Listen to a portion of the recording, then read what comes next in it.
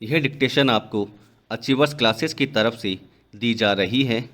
आपकी डिक्टेशन अगले 3 सेकंड में शुरू होगी। 3, 2, 1 स्टार्ट।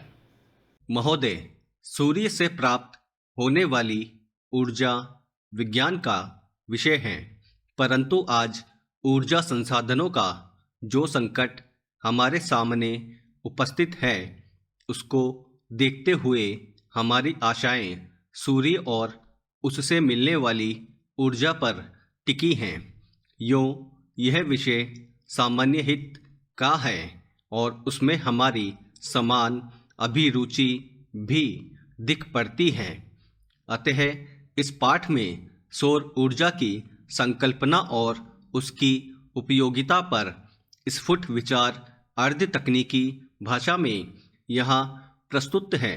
ऊर्जा संसार के प्राणियों के जीवित रहने और दैनिक कार्यों के लिए परम आवश्यक हैं।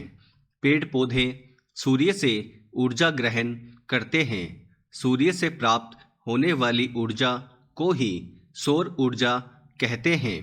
समस्त स्रोतों से ऊर्जा प्राप्त करते हैं।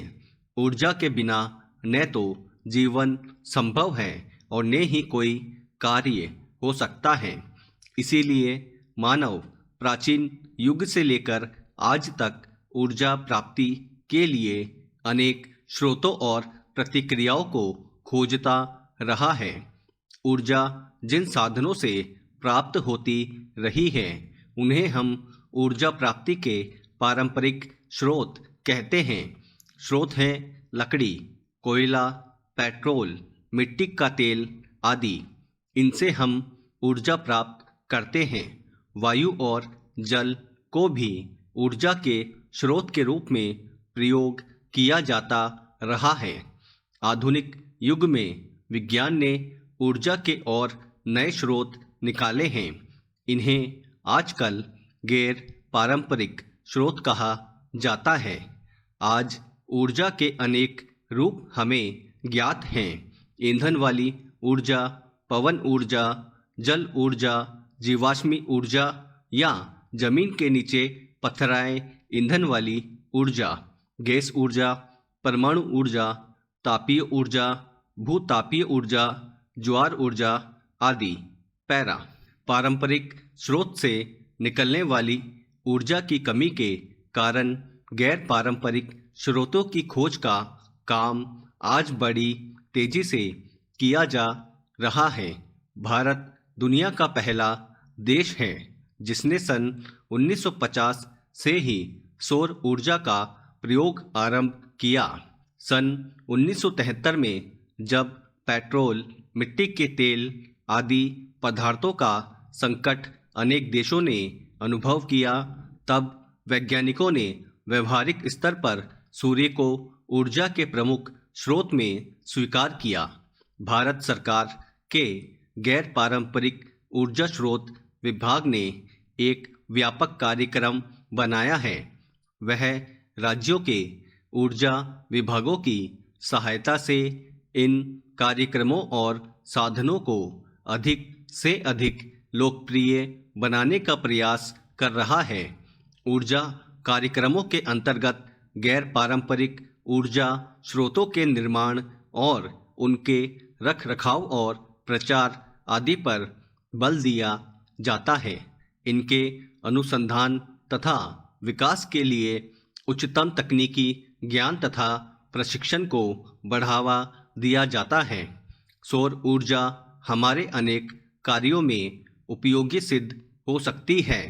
सौर ऊर्जा से बिजली भी पैदा की जाती है, जिससे घरों में और सड़कों पर प्रकाश होता है।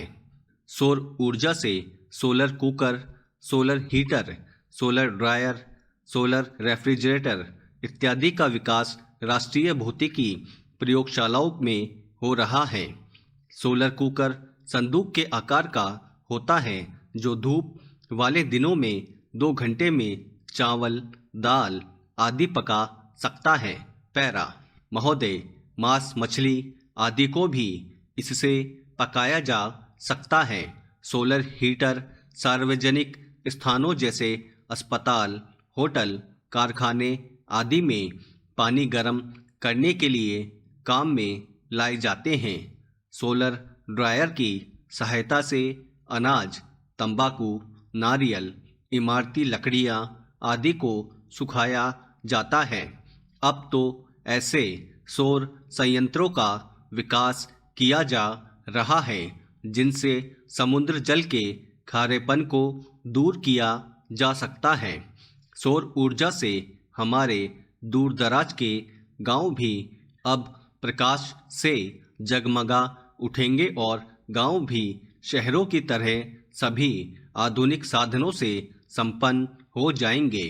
हम भारतवासी सौभाग्यशाली हैं कि हमारे देश में सौर ऊर्जा 12 महीने सुलभ है। हमें चाहिए कि हम सौर ऊर्जा का भरपूर लाभ उठाएं।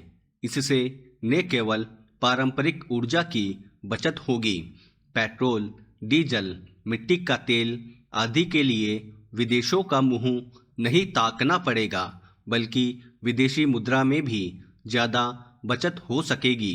निस्संदेह सौर ऊर्जा की क्रांति से सामान्य व्यक्ति को लाभ मिलेगा और देश चहुमुखी विकास का स्वप्न साकार कर सकेगा। चुनाव के पहले की स्थिति से देश गुजर रहा है। देश का लाखों करोड़ों का खर्च चुनाव पर होता है, चुनाव प्रक्रिया पर होता है। अतिरिक्त इसके चुनाव प्रत्याशी भी लाखों करोड़ों का खर्च करते हैं। जन जन तक पहुंचने के लिए, जन नेता बनने के लिए अशिक्षित जनता भीड़ देखती है, दिखावा देखती है, प्रदर्शन देखती है, फिर कुछ छोटे मोटे लालच भी काम करते हैं और जनता गुमराह हो जाती है। ऐसी स्थिति में चुने गए प्रत्याशियों से भला क्या देश का हित हो सकता है? शिक्षित बुद्धिजीवी व्यक्ति चुनाव प्रक्रिया से, चुनाव परिणामों से हताश होकर प्रक्रिया से ही अपने को दूर रखने का उपक्रम करते हैं या करने को मजबूर हो जाते हैं। लंबी खड़ी कतारों में अपना समय नहीं लगाना चाहते।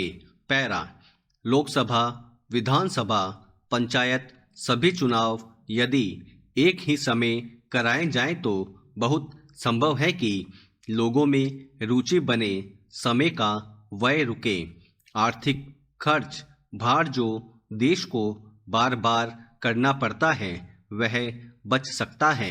क्या ऐसा कुछ सोचा नहीं जा सकता? प्रत्याशी बनने के लिए भी कुछ मापदंड निर्धारित होने चाहिए। उनको शिक्षित होना चाहिए और चुने जाने के बाद उनके लिए एक आचार संहिता होनी चाहिए। उनके खर्च एवं संपदा पर एक प्रतिबंध होना चाहिए। एक गणवेशनात्मक दृष्टि होनी चाहिए। समाज का हित चाहने वाले ऐसे चुनिंदा लोगों का जीवन महात्मा गांधी की तरह सरल, स्वच्छ एवं सादगी वाला होना चाहिए। यदि ऐसा होने लगा तो व्यापारिक भावना से आने वाले प्रत्याशी स्वयं हट जाएंगे। अच्छे चुनिंदा व्यक्ति ही देश को सही दिशा दे सकते हैं, देश का हित कर सकते हैं। बहुजन संप्रेक्षण के माध्यमों के अभिनव विकास तथा राष्ट्रीय चेतना का अंतर्राष्ट्रीय जीवन से संबंध बढ़ा है, जिसके कारण मनुष्य की सामाजिक और आर्थिक समस्याएं भी जटिल होती गई हैं। वैज्ञानिक और तकनीकी विकास भी निरंतर ऊर्ध्वमुखी हो रहा है। स्टॉप। दोस्तों, अगर आप चैनल पर नए हैं तो चैनल को सब्सक्राइब करना ना भूलें और बेल आइकन पर क्लिक करें। Thank you.